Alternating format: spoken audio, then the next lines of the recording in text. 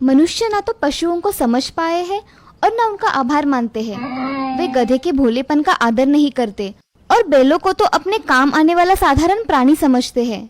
परंतु झूरी उनसे अलग था। उसे अपने बैलों हीरा और मोती से बहुत प्रेम था। हीरा और मोती में अच्छी मित्रता थी। दोनों एक दूसरे की मन की बात समझ जाते थे। आज मैं हल्का बोझ उठाऊंगा। नहीं, मैं उठाऊंगा। उफ, ये झूरी तो जानवरों को ज्यादा ही लाड़ करता है। थका देने वाले दिन के बाद दोनों एक दूसरे को पुचकारते और झूरी उन्हें घास और चारा देता। एक दिन, ये हमें कहाँ ले जा रहे हैं? हमारे नए मालिक के घर। लगता है हमें बेच दिया है। बैलों को नहीं पता था कि झूरी ने उन्हें अपने साले गया को कुछ दिनों के लिए दे दिया है। वो बहुत परेशान थे। पर क्यों मालिक? हमने आपकी कितनी सेवा की है। आपके लिए हम तो प्राण भी देने के लिए तैयार है। हीरा और मोती जाना नहीं चाहते थे। झूरी ने दोनों को कभी मारा नहीं था। मारे जाने पर वे अड़ गए। चलो आगे बढ़ो। अंततः घर पहुंचने में पूरा दिन लग गया। हीरा और मोती को छोटी सी गौशाला में बांधा और खाने के लिए सूखी घास दी गई।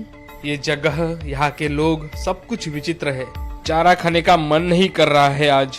दोनों एक दूसरे को सांत्वना देते रहे और मन ही मन जाने की इच्छा करते रहे।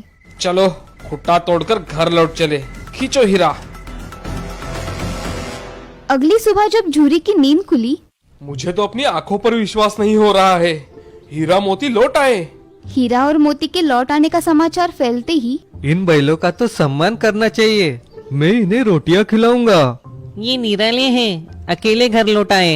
ये बैल नहीं है, पिछले जन्म में ये अवश्य मनुष्य रहे होंगे। परंतु झूरी की पत्नी भड़क उठी। बड़े कृतज्ञ प्राणी है दोनों। कृतज्ञ? कृतज्ञ कैसे? इन्हें ठीक से भोजन नहीं दिया तो क्या करते? सभी तुम्हारी तरह इनकी देखभाल करते हैं क्या? पसंद आए या नहीं आए, इन निठल्लों को केवल सूखी घास ही खाने को मिलेगी। थोड़ी ताजी घास डाल दो। मालकिन मेरे प्राण ले लेगी। उसे पता नहीं चलेगा। और पता चला तो आप मेरा साथ नहीं दोगे? अगले दिन गया उन्हें दोबारा लेने आया। मुझे इस आदमी के साथ नहीं जाना है। संभल कर, गुस्से में तुम गाड़ी को गड्ढे में ढकेल दोगे। हीरा धीर गंभीर था। गया ने उन्हें दोबारा मारा नहीं, पर अरे फिर से वही सूखी बेस्वाद घास। मैं भूखा रह लूंगा पर ये नहीं खाऊंगा। तभी तुमने कुछ खाया नहीं? लो, मैं तुम्हारे लिए रोटियां लाई हूँ। वो गया की बेटी थी। उसकी अपनी माँ नहीं थी।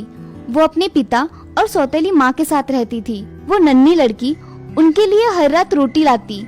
उसके लाए भोजन से उनका पेट तो नहीं भरता था, परंतु दुखी मन को शांत अवश्य करता था।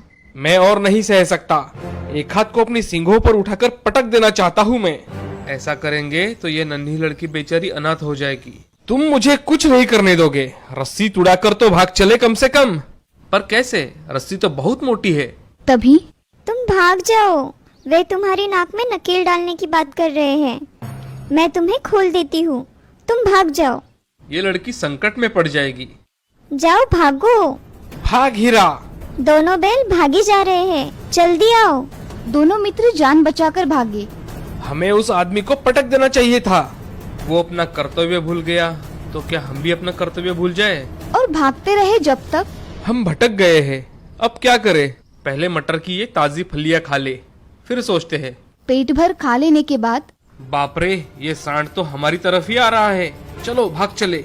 हम कायर नहीं है। चलो मिलकर उसे पछाड़ते हैं। मैं सामने से आक्रमण करता हूँ, तुम पीछे से वार करो। हमने इसे पछाड़ दिया है। चलो इसे मार डालते हैं। नहीं हीरा, घायल शत्रु पर वार नहीं करते। ठीक है, मैं थोड़ी फलियां और खा लेता हूँ। ये क्या? वो लोग हीरा को पकड़ने आ रहे हैं। मोती अपने मित्र के पास पहुंचा और जल्द ही दोनों को पकड़कर बांध दिया गया। जल्द ही उन्होंने स्वयं को अंधेरी सी गौशाला में पाया। वहाँ कई दुबले और डरे हुए जानवर थे। बड़ी उदास जगह है। अगला दिन भी बीत गया, परंतु जानवरों को एक भी दाना खाने को नहीं मिला। मैं ऐसे नहीं रह सकता। चलो दीवार तोड़ते हैं। तुम तोड़ो, मुझ में अब दम नहीं बचा। गौशाला की दीवार कच्ची थी। मोती तब तक सींग मारता रहा जब तक दीवार तोड़ रहा है? रुक, अभी तुझे सबक सिखाता हूँ।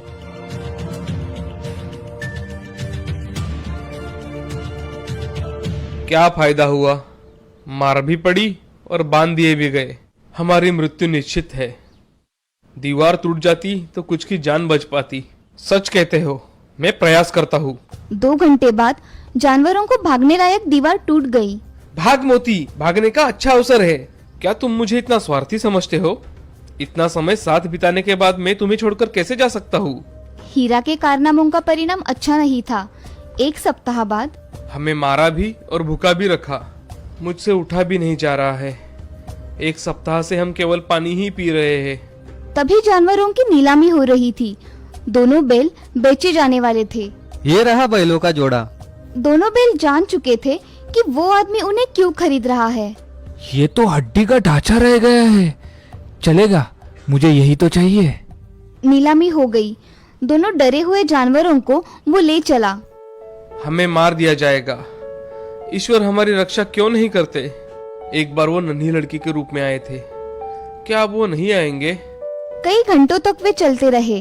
तभी ये सड़क जानी पहचानी लगती है। हाँ हीरा, हमें इसी रास्ते से लाया था। हम अपने घर के पास पहुंच रहे हैं। दोनों ने सिर झटकाकर रस्सी तोड़ दी और फिर बछड़ों की तरह भाग गए।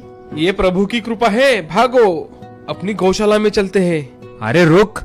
झूरी घर के द्वार पर धूप सेक रहा था। हीरा, मोती, आ गए तुम? ये मेरे बैल है, मैंने इन्हें नीलामी में खरीदा है। जब मैं इन्हें बेचूंगा तब ये तुम्हारे होंगे। मैंने इन्हें बेचा ही नहीं है। मैं पुलिस को बुलाऊंगा, रस्सी मुझे दो। मोती ने भड़ककर उस पर वार किया। तुम बहुत पछताओगे। बचाओ, मैं पुलिस को बुलाऊंगा, चोर डकैतों। जाओ जाओ। हारकर वो आदमी चला गया। तब मोती हीरा के पास गया। वो चला गया, दोबारा लौटकर आया तो? मनुष्य के लिए हमारे जीवन का कोई मूल्य नहीं है, क्योंकि हम भोले और सीधे साधे प्राणी हैं ना। दोनों बैल झूरी के पास सुरक्षित थे। वो उन पर प्यार लुटाने लगा आओ मेरे हीरा, मेरे मोती। और उसने नांदों में खली भूसा भर दिया। हीरा, मोती, आ गए तुम?